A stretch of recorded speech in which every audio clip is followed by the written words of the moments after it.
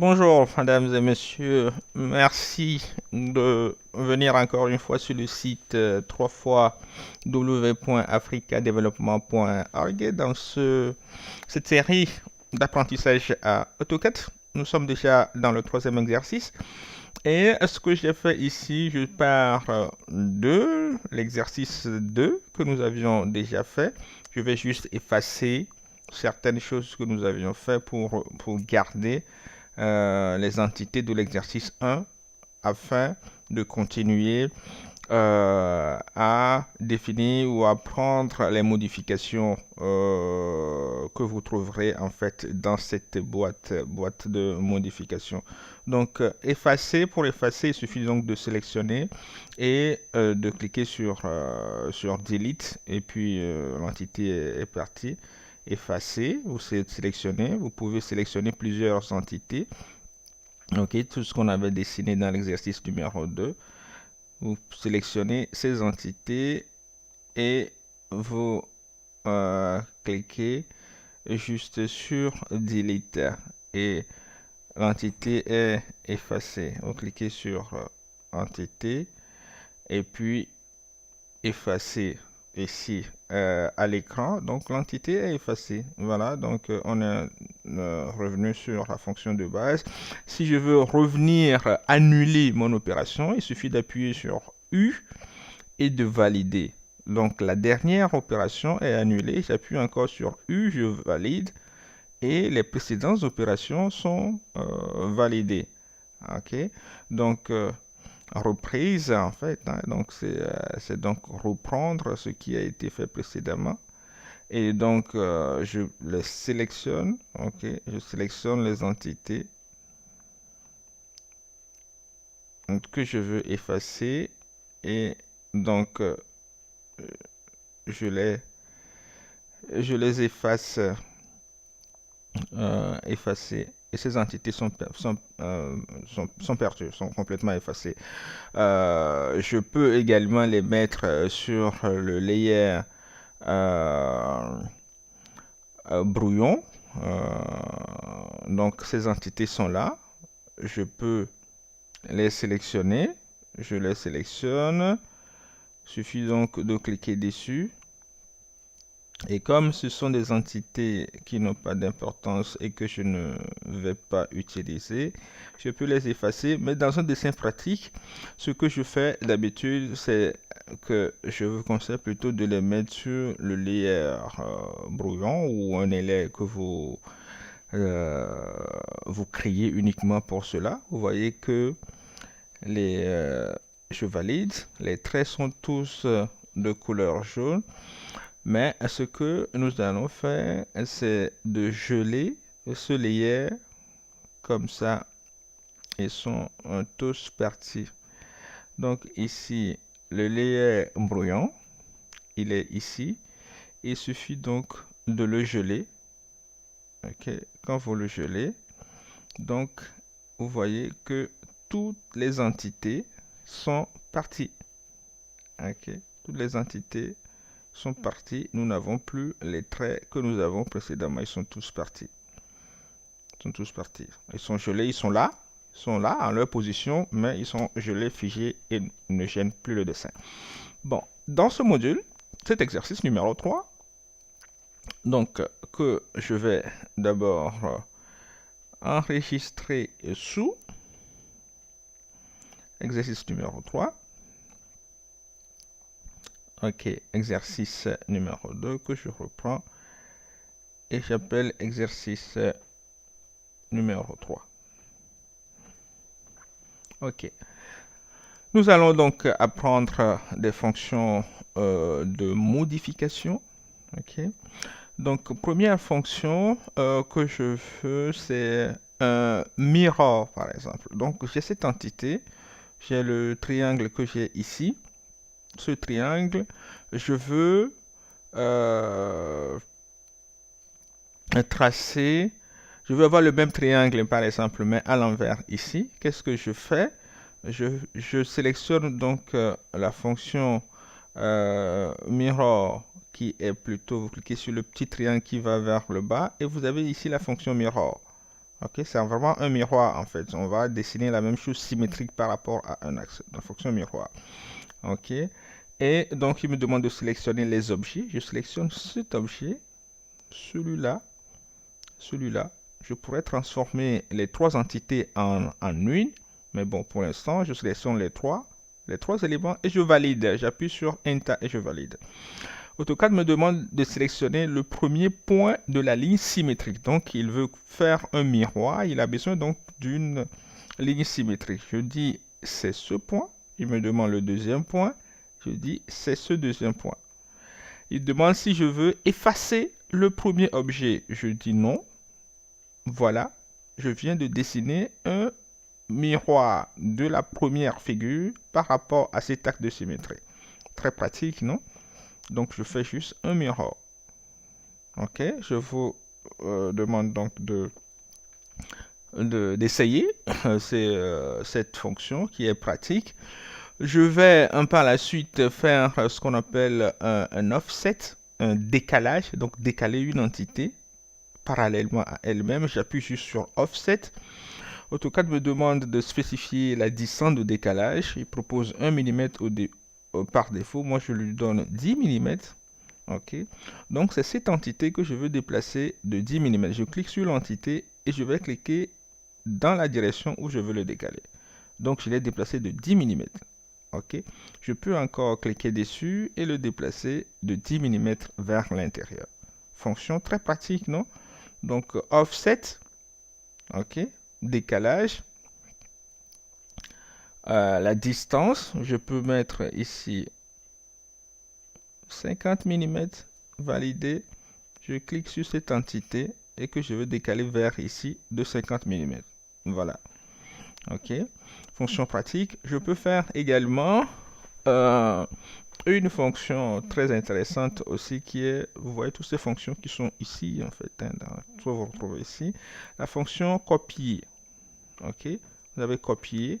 Donc, je veux copier ce rectangle par exemple. Donc, je copie l'entité. Je sélectionne l'entité.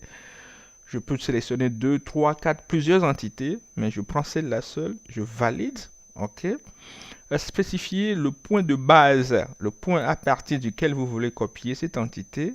Je veux copier l'entité à partir de ce point. La fonction accrochage est en jeu, donc je peux accrocher cette partie. AutoCAD me demande où spécifier le point de base ou de déplacement. Donc le deuxième point où je veux ramener l'objet, c'est ici. Voilà, je copie jusque-là. La fonction est toujours active, donc je peux encore copier cette entité là également. Ok, je valide. Donc l'entité que j'ai dessinée au milieu, le petit rectangle, je l'ai copié là et je l'ai copié là également. Je peux aussi déplacer l'objet. Ok, donc on a vu le mirror, on a vu l'offset, le décalage. On a vu la copie. Je vais maintenant déplacer une entité. Donc, vous l'avez la commande ici. Donc, c'est déplacer. Donc, je vais déplacer. Donc, je prends cette entité, le rectangle. Je peux sélectionner 2 ou 3 ou plusieurs entités, mais c'est la seule. Je valide. Spécifier le point de base pour le déplacer. Je vais dire, on va utiliser une fonction qu'on a vue précédemment, bouton droit, non, plutôt contrôle, bouton droit de la souris, contrôle enfoncé, bouton droit de la souris, le milieu, ok, de cette droite.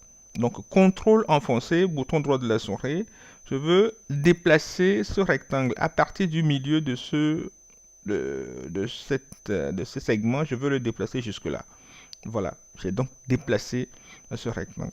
Je vais donc faire un zoom, Z, je fais entrer et tout entrer. Voilà, pour pouvoir voir tout ce que je veux. Tout ceci, vous pouvez le faire encore ici, hein, AutoCAD, vue 1. Donc, vous avez zoom et puis tout qui vous donne ce que je viens de faire. C'est la même commande en fait. OK. Donc, ce que nous pouvons faire euh, encore, nous avons déplacé, nous avons copié. euh, Nous pouvons également faire des miroirs 3D, mais ce sont des choses qu'on verra par exemple quand nous allons aborder la 3D. Vous avez ici une gomme pour effacer, hein. Donc, effacer une entité. Il suffit donc de cliquer dessus et de cliquer sélectionner. C'est le seul objet, je l'efface. Vous voulez effacer une entité, comme on avait sélectionné précédemment, avant d'effacer, je peux faire ceci et je valide, j'efface. Donc décaler, on a fait un mirror. On va étirer également une entité. Ok, donc vous cliquez sur cette entité par exemple, vous pouvez donc l'étirer, ok, parallèlement à lui-même. Ok, ce sont des fonctions de modification. Vous voulez rallonger un trait, c'est très facile également à faire. Nous allons faire des ajustements. Ok, nous allons ajuster un trait par exemple. Je vais déplacer donc ce cercle. Donc déplacer. Ok, ce cercle, je valide. À partir de son centre, je veux le déplacer jusque-là. Voilà. Maintenant, disons que ce cercle en tant que tel, je vais faire un zoom dessus. Je fais un zoom, je prends cette partie. Le cercle en entier ne m'intéresse pas. Il n'y a que cette partie, cet arc de cercle en fait qui m'intéresse moi. Donc je vais devoir supprimer l'autre partie. Donc je vais faire ce qu'on appelle trim in English, ajuster en français. Donc je clique sur ajuster, je sélectionne le texte et je sélectionne les parties qui font frontière avec les zones qui m'intéressent. Ok, je valide. Donc il me demande de tracher, capturer, projection, donc de sélectionner la partie qui ne m'intéresse pas. Cette partie ne m'intéresse pas. Cette partie aussi ne m'intéresse pas. Donc voilà, AutoCAD efface les parties qui ne m'intéressent pas jusqu'à ce qu'il rencontre l'entité qui fait frontière et ce qui me reste c'est cela. Ok, donc vous pouvez le reprendre. Je fais la commande U, je reviens. Donc ajuster. Ok, vous cliquez d'abord sur ajuster et puis vous sélectionnez l'entité, sélectionnez les objets ou tout sélectionner. Je sélectionne l'objet et je valide l'objet que j'ai sélectionné. AutoCAD me demande donc de sélectionner les autres entités. Non, excusez-moi, je crois que j'ai été trop vite. Donc, trim, donc ajustement, je sélectionne l'objet, je sélectionne également les entités qui font frontière. C'est cette zone seulement que je veux garder. Ok, donc ce cercle fait frontière avec cette droite et ce segment de droite également. Donc je veux seulement annuler tout ce que supprimer, effacer tout ce que j'ai fait jusque-là et ne garder que cette portion. Donc quelles sont les portions qui ne m'intéressent pas? Celle-ci ne m'intéresse pas. Donc je valide la commande maintenant et puis je dis en tout cas celle-ci ne m'intéresse pas. Cette partie aussi ne m'intéresse pas et je valide. Donc il n'y a que cette partie qui m'intéresse. Ok. Ce qui est faisable également, c'est euh, donc, euh, donc couper justement point à point. Ok. Donc je vais faire un zoom tout. Et puis je veux par exemple sur ce trait, je fais un zoom ici. Je veux faire une rupture au milieu de ce segment de droite. Je fais modification et vous avez coupure. Ok, coupure. Je veux couper donc ce trait. Ok, Donc, spécifier le deuxième point ou premier point. Donc, je valide premier point. Premier point, donc, contrôle bouton droit. Donc, je vais prendre proche. OK. Donc, nearest in English à partir de quelque part proche d'ici. Ah oui, je crois que la commande s'est interrompue parce que j'ai deux traits ici, en fait. Deux traits qui sont superposés. Donc, je reprends. J'ai effacé donc le deuxième trait et je reprends donc la commande. Donc, coupure. Coupure. Je sélectionne l'entité. Oui. Donc, spécifier le deuxième point de coupure ou le premier point. Je valide le premier point. Donc, contrôle, bouton droit, proche de ce point. OK. Donc, je coupe, je sélectionne, je coupe le trait. Donc, le trait en deux. Et puis, je peux reprendre la fonction, modification également. Donc, je fais une interruption. Cette partie. Donc, j'avais un trait avant, maintenant j'en ai deux. OK, spécifier donc le point et je fais un contrôle, bouton droit, nearest proche de cette partie. Voilà, donc je me retrouve maintenant, regardez par exemple, je peux prendre ceci et je l'efface. Donc j'avais un trait au début, je peux faire créer des coupures dans le trait et je peux reprendre ce trait et l'étirer jusqu'à celui-ci par exemple. Il va accrocher et voilà.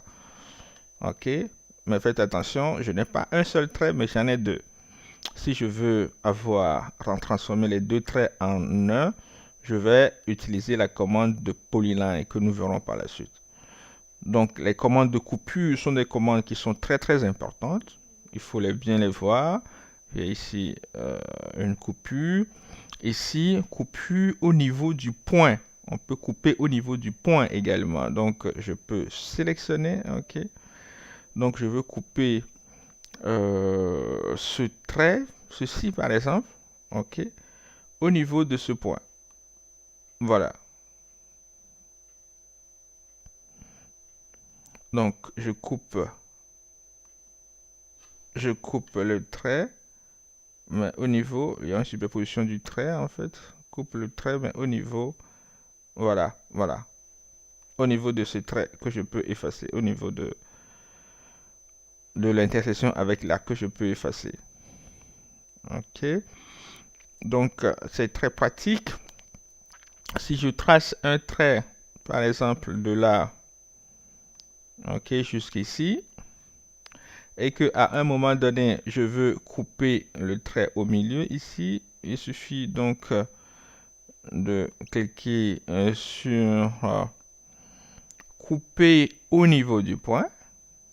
OK, je sélectionne l'objet, spécifier le premier point de source, l'intersection ici. OK, et vous voyez, au lieu d'avoir une seule entité, je me retrouve avec deux entités et je peux facilement effacer une de ces entités et garder l'autre. C'est très pratique. Voilà, donc vous avez toute une série de fonctions. Ici, ce sont des fonctions de 3D, comme nous verrons par la suite. Vous avez toute une série de fonctions. Nous pouvons également joindre des traits. OK. Donc, vous pouvez joindre ce trait à celui-ci, par exemple. OK. Voilà. Vous pouvez joindre deux bouts de trait au lieu de faire un trim. Jusque-là, vous pouvez donc les joindre. Ce sont des fonctions très pratiques, très utiles. Et je vous invite en fait à vous familiariser avec ça. Nous sommes en 2D, donc c'est toute une série de choses qui sont déjà en 2D qu'on peut faire. Zoom tout. Ce que nous allons faire également, c'est des arrondis que vous avez ici. Donc, nous avons souvent besoin de faire des chanfreins ou des arrondis. Vous avez des chanfreins ici, des arrondis. Je clique d'abord sur arrondi. Donc, première chose très importante, c'est de rentrer le rayon de l'arrondi. OK. Donc, pour cela, vous sélectionnez R, Enter, et je vais faire un arrondi ici de 10 mm et que je valide. OK. Donc, il suffit de sélectionner les deux entités, celui-là et celui-là. AutoCAD me fait un bel arrondi ici de 10 mm. OK. Je reprends la fonction Enter, mais je vais modifier le rayon. J'appuie sur R, Enter, et il prend la valeur précédente par défaut, mais je lui donne 20 mm d'arrondi. Et je clique sur cette entité et celui-là. Donc, j'ai un arrondi de 20 mm. De la même façon, je peux faire un chanfrein. OK. Je peux faire un chanfrein. Spécifier la première ligne ou annuler. Donc, je vais faire un chanfrein entre ceci et cela, par exemple. OK. Donc, le coin, sélectionner une deuxième ligne majuscule. La fonction n'est pas activée. Donc, je vais faire plutôt un zoom sur cette partie. Disons que pour faire le chanfrein, idéalement, pour être plus précis, l'idéal c'est que vous dessiniez en fait l'intersection qu'il faut, parce que vous devez donner pour un chanfrein, vous devez donner les côtes en X et en Y. Donc pour ça, l'idéal c'est de dessiner. Comme ici par exemple, si je veux faire un chanfrein beaucoup plus propre, je ferai un offset par exemple. Donc je ferai ceci par exemple, je ferai un offset. Je fais un décalage par exemple de 10 mm. Donc je fais un chanfrein de 10 mm, je valide. Et donc, je sélectionne et je viens à l'intérieur. Je fais la même chose ici. Et je le sélectionne comme ceci. Voilà. Donc, de ceci, par exemple, je peux... donc, vous pouvez faire toute une série de manipulations que vous voulez. Hein. Donc, ceci... Donc, je peux le prolonger un tout petit peu ici. Même chose ici. Et je peux tracer un trait, par exemple, à partir de l'intersection de ceci jusque-là.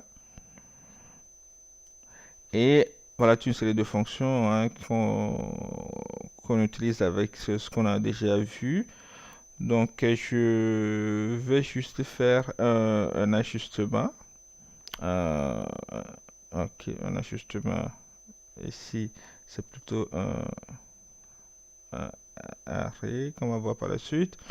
Donc un ajustement, donc ici, ça, je vais couper donc ces entités, je valide et je supprime ça, ça, donc je valide et je peux effacer ces deux entités, je sélectionne, j'appuie sur effacer, ah non, plutôt pas ça, mais plutôt cette entité, celle-là, que j'efface.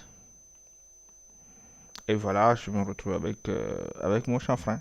Voilà. Voilà, donc tout ce qui est chanfrein arrondi, donc toutes les modifications sont apportées à partir de cette boîte. Je fais un zoom, tout. Voilà ce qu'est devenu mon dessin. Je crois que vous avez appris beaucoup d'éléments ici et à partir du quatrième dessin, nous pouvons déjà commencer à dessiner une pièce en tant que telle. Mesdames et messieurs, je vous remercie en espérant que cet exercice 3 vous a permis de comprendre un peu plus cette application. Merci d'être fidèle à www.africadevelopment.org.